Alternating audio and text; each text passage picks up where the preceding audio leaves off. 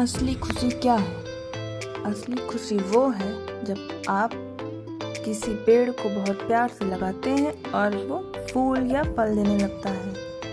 So hey guys, welcome to my mini blog.